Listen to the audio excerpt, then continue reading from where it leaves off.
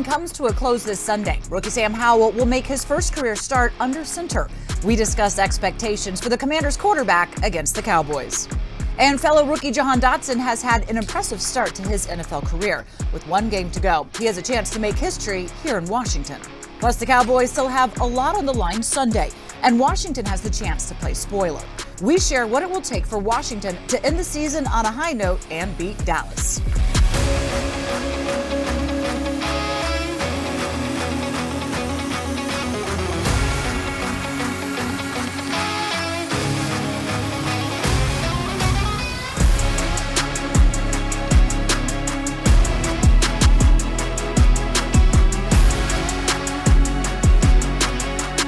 And welcome on in. Julie Donaldson here, Logan, Paulsen, and Santana Moss. Okay, it's a little sad day for me today because this is our last command center of the regular season, and then we start talking postseason plans and evaluations. So, Santana, what are you looking for in this game, though, to close it out? I'm looking to see these young fellas go out there and have a good game. Yeah. I think one of the things that I've always found special about this game is, you know, a lot of folks will sit here and say, well, they have nothing to play for.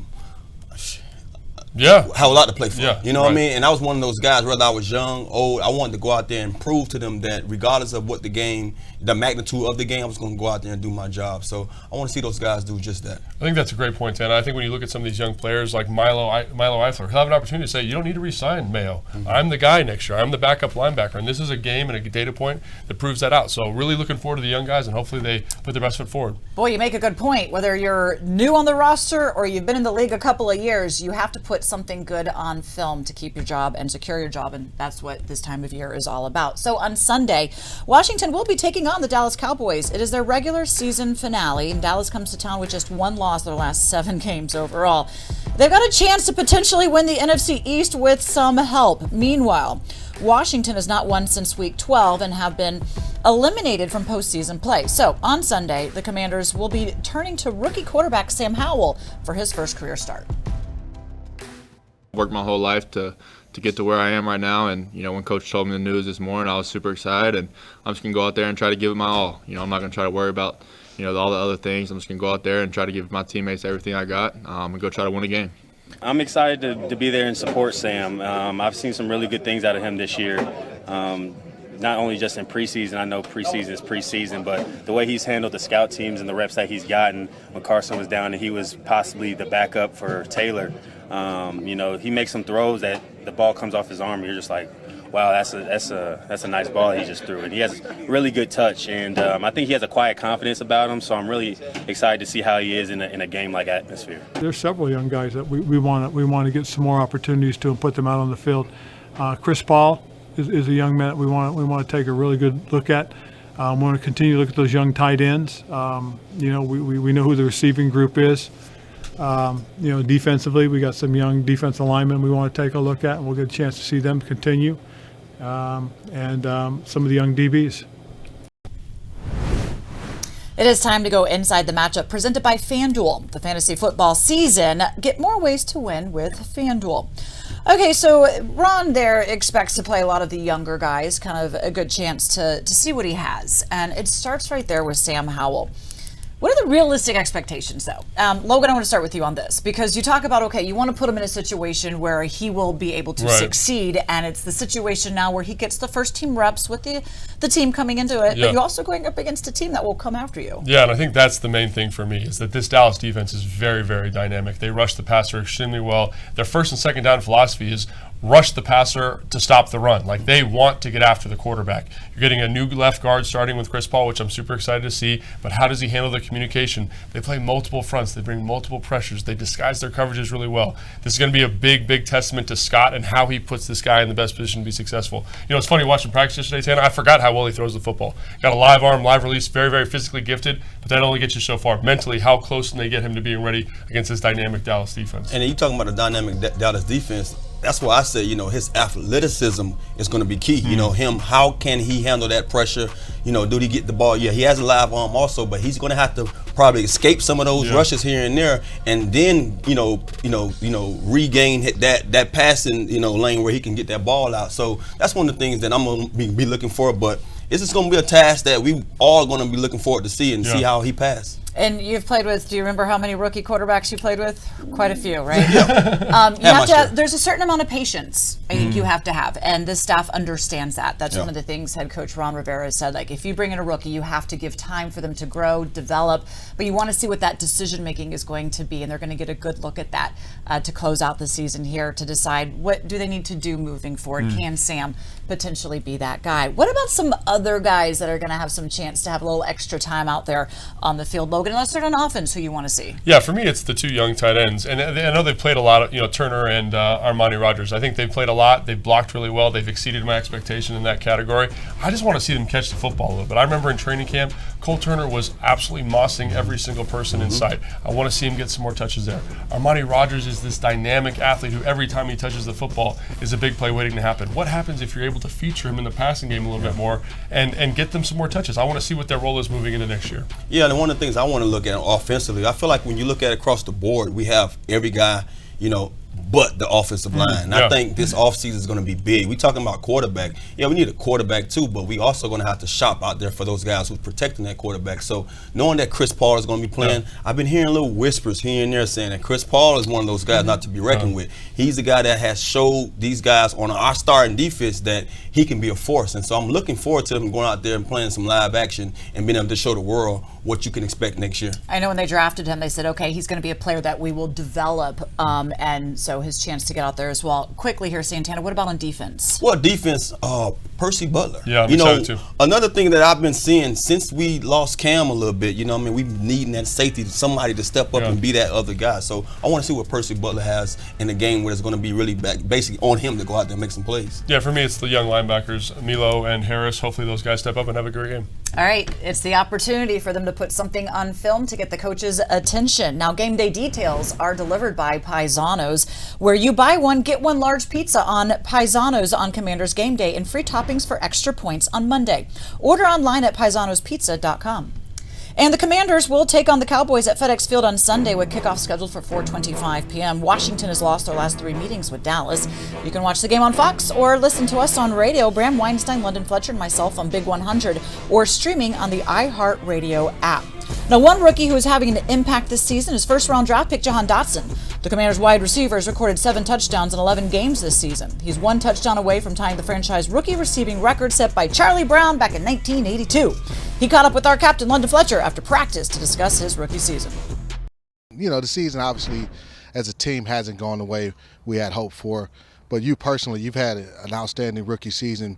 How would you kind of rate your rookie season? I feel like, the games that I was able to play, I feel like I've done some things very well, but I feel like there's a lot of room for improvement in my game, from a lot of aspects of my game, just being more comfortable out there on the field, and I feel like that's just going to come with time. But getting in the weight room, different stuff like that, getting with the coaches, more film work, just different little things that advance my game so that I'm even better next season. Even despite only playing 11 games, you're 1 touchdown away from tying the franchise rookie record for receiving touchdowns. This was set by Charlie Brown back in 1982. I don't know if you pay attention to any of that or if you were aware of that. What does that mean to you, having been able to accomplish that? Yeah, that'd be a very cool moment, especially for me and my family. Just to achieve such a goal. Coming in here, I had high hopes for myself, high expectations for myself, and to be able to put myself in the record books with guys like Charlie Brown and Terry. I know I'm like tied with Terry or something like that. Just to be there with those guys, they're already Washington greats. So it's truly a dream come true. As you kind of look at it, you and Terry are in the same room. Have y'all had a chance to talk about that a little bit? Maybe Terry, I'm trying to break your record. Nah, not really. Terry's super humble dude. I haven't mentioned it to him at all. He hasn't mentioned it to me at all. Going into this last game against the Dallas Cowboys, you played them down there, got a chance to experience what that rivalry is like. What are you looking forward to in this game, Week 18 against the Cowboys, playing them at home? Yeah, looking forward to go out the season on the right note, end this thing on a good note. We didn't get to where we wanted to get to, but we got one more test and one more opportunity in front of us, and to go out with a bang and make sure that we do this thing right and on a good note would be a good thing for us. Looking back on this season, from the time you were drafted here to where you are now, what's been your favorite moment of your rookie season? Favorite moment of my rookie season? Honestly, I would just say just coming in here and just spending time with the guys in my room. Like, the guys in my room, they're truly characters, man. They put smiles on your face anytime you're around them. Their attitudes are contagious. Like, you just always want to be around those type of guys. So I would just say spending the time with the guys in my room and just laughing and joking around. I'm looking forward to seeing you going out and breaking that record against the Cowboys, man, and hopefully we're able to get a win. So love to see you. Can't wait to see you play Sunday against the Cowboys. Appreciate it. We are not done with Dotson just yet. We see how well he knows his own career when we pair him up with Santana for some Commander Code trivia. And Chase Young has looked strong in his return from injury. He is our latest guest on The Players Club. We'll preview this weekend's episode next.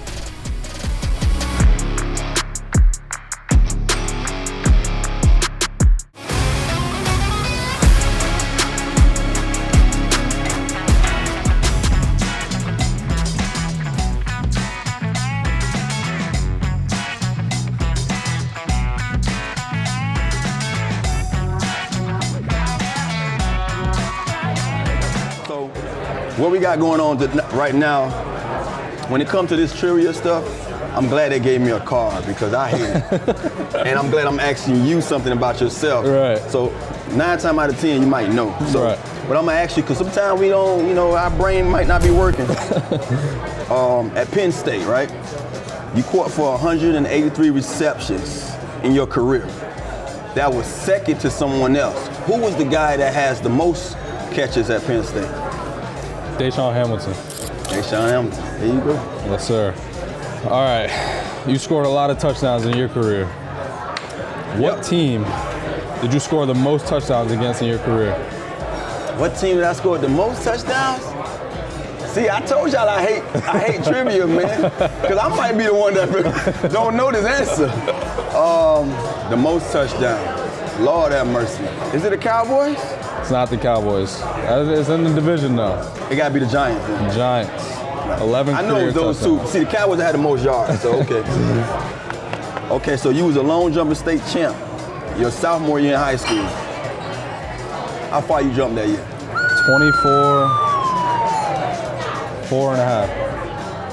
I mean, you know this thing to the T, man. You sure you ain't? You ain't that wasn't too long ago. That wasn't too long ago. Yeah. All right. So, in college, you broke the record for most receiving yards in Miami. Yeah. Whose record was previously owned? I know that. Michael Irvin. Michael Irvin. Yeah. That is correct. I take pride with that one, man. Yeah. That right there was a tall feat for myself. That's a lot of yards. Yeah. You are second all-time with 25 career receiving touchdowns at Penn State. Who is number one? Bobby Ingram. Damn, man. Yeah. He got 31. That's crazy. That's a good one. I was chasing records. So you knew why you was there? Yeah. I knew the purpose. All right, we gonna take it back. High school football. Carroll City Chiefs. You recorded 25 receptions and 600 yards your senior year. How many touchdowns did you have? 12. They didn't record our stuff. They didn't record the stats? Bro, we didn't have shit in the paper, nothing. Man. So I used to have to record them after every game. Yourself? My stats and my touchdowns and give them in the next day. So that's how I had to remember. That's crazy though, ain't it? Yeah. So in the season, your sophomore year, right? How many touchdowns you scored that year? 11. You was on fire that much that you don't remember? I don't even remember. Won't give you one more try. 13? 16. Hey, you know what? I was snapping then. When you doing your thing and you forget about it, that's a flex. I can't blame you, man. You was in one of them zones. Right. All right. So your time in Washington, you spent 10 years there. While you were there, how many touchdowns did you score? Receiving and punt return. Oh my God. Give me a minute. I think I had 21 in New York. I think 20 or 21 in New York. So if I do the math proper, that's 69 take away 21, 8 and 40, 48? Yeah. That's how you get it, baby. One thing about math, man, I like to put it together, you know what I'm saying? 47 receiving, 1 punt return. 1 punt return, yes, Yeah. Lord. Yeah. Oh, that's a good one. I like that. I feel good about that. Look, you can scrap everything I ever said in the trivia stuff and I did wrong. That one right there stood the test right there. Give me all the credit for that. Make sure to watch Command Center Game Day Live, the official pregame show of the Washington Commanders. We're live on the air starting at 2 p.m. and taking you up to the start of our game against the Cowboys. You can watch on our YouTube channel, Facebook, and Twitter. And after the game, do not miss Command Center Postgame Live for reaction analysis and interviews with head coach Ron Rivera and the players. You can also find that on YouTube. Take command of your game days. The third-year defensive end Chase Young has had a long road to recovery after tearing his ACL last season. Sunday will mark the third game that he has played in this year. And look, the D-line has been absolutely great at getting after the quarterback. They are 10th most in sacks in the NFL. And Chase Young is eager to join the sack party along with his fellow teammates. And this week, he joined London, Fletcher, and Santana Moss on this week's episode of the Players Club to talk about that friendly competition amongst the D-line. Speaking of that room, got a bunch of guys playing at a high level. You know, we know about Payne and Jahantent. Sweat having a heck of a year. And Casey, you know, doing great. And FA doing your timeout. What's that competition like? You know, once you got back in the mix too. I know you coming off injury, but you want to produce too. Yeah, no, definitely. You know, everybody. I feel like I feel like we have a standard in that room. Mm-hmm. It ain't just me. We got Tez. Yeah. It ain't just Payne, we got John, right? It ain't just James, we got Casey. You know, FA, he coming there. I missed 2 sacks the other day. We getting there. Deshaun a strong dude, right? Yeah. But man, it's competitive. You know, FA go get one, I'm like, I bet for sure. I gotta go, you know, but it's good. Yeah. I love it. Ted, same thing with Tez. Tez know if I go get a sack, he gotta go get one. You know, he know that. That's just how we play. Same with John and Payne. Yeah. You know, they competing, you know, who gonna have the most sacks in the room. Well, we certainly hope they all get to Dak on Sunday. And while Saturday, NBC4 is a place to be for Commanders fans. You can catch Chase Young's full conversation on the Players Club at 7:30 p.m. But of course, you'll already be tuned into NBC because we are going inside the film room with Coach Ron Rivera as he gets the team prepared for their season finale on Command Center Coach Commands with Ron Rivera. And if you miss it, you can catch both shows on our team website and YouTube channel. And still to come, Sam Howell and the Commanders offense will have their hands full against Micah Parsons and the Cowboys defense. We share our keys to closing out the season with a win when we return.